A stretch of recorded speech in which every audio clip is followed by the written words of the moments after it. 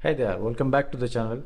And today we are going to talk about why you shouldn't buy the newly released XT5 while you have XH2 in store.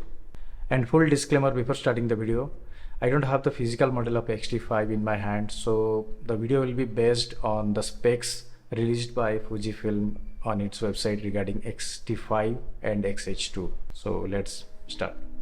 Talking about the screen, as I can see the specs, it doesn't have a fully articulating screen. It does have a tilt screen, which many photographers they do like, but if that is the case, I think Fuji should have gone for Sony's direction, because Sony has done a fabulous job in A7R4, and it does have a fully articulating screen as well as the tilt screen, so it satisfies both the job. And right now I'm recording this whole video with the XT4, and with the help of articulating screen I actually can see myself in this tiny little screen, but it actually helps me to set the frame correct and set the focus and exposure correctly. Talking about the photographers, most of them are really coming into the zone of creating content and creating vlogs, making YouTube videos and all. So in that case, this tilt screen, I don't think it is going to help at all. So not having a fully articulating screen, it's a no-go for me. In a $1,700 camera, you don't get an option for battery grip. I don't know why Fuji has done this, because they gave us the option of the battery grip in XH2, XH2s, and even in the older models like XT3 and XT4. Having the option for battery grip will definitely help you if you are going to shoot a longer, interview kind of video and all. I really don't understand why Fuji hasn't done that. Okay, talking about the hand grip, I really don't like the hand grip of XT4, but I can see here Fujifilm has increased the hand grip slightly more than the XT4 in XT5, but it is nowhere close to the XH2 or XH2s or even the older XS10. I can safely say that if you are shooting handheld, a better hand grip will always help you to shoot for a long time. So again, it's a negative point for XT5 not having a better hand grip.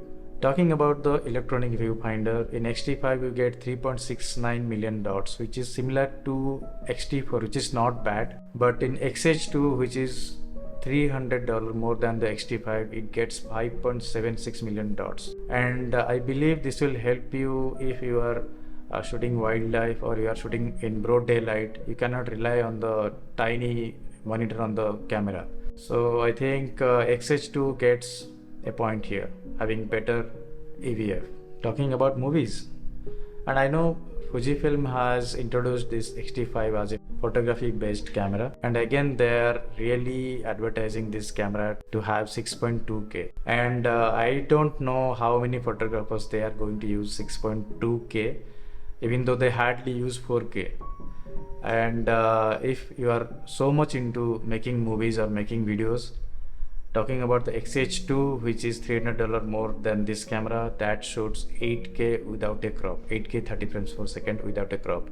And this XT5, which definitely shoots 6.2K but with a crop of 1.23, which is really disappointing, because it's an APS-C body which is already cropped, and you are putting one more crop of 1.23 while shooting 6.2K. And if you are really concerned about making movies or like hybrid kind of shoots, then definitely go for XH2. This is not the camera you would go for. Okay, one more thing I need to add here. This XT5 doesn't have a full-size HDMI, and I'm really struggling with the same thing with my XT4, which does have the micro HDMI. Once you use full-size HDMI, you will never go back to mini or micro HDMI. I don't know, even in the XT4, I am really concerned, like anytime it will be broken while using micro size HDMI. So not having the full-size HDMI is a real bummer for me, but the XH2, it does have the full-size HDMI. So that is again a plus point for having XH2. When we are talking about 40 megapixel sensor, we should also talk about the lenses which are going to support this 40 megapixel sensor, because all the lenses is not going to support the 40 megapixel sensor. So here is the list by Fuji Rumor, and you can check what are the lenses do you have and what are the lenses they are going to support this 40 megapixel sensor. So you have to keep this point in mind while buying XT5 or XH2.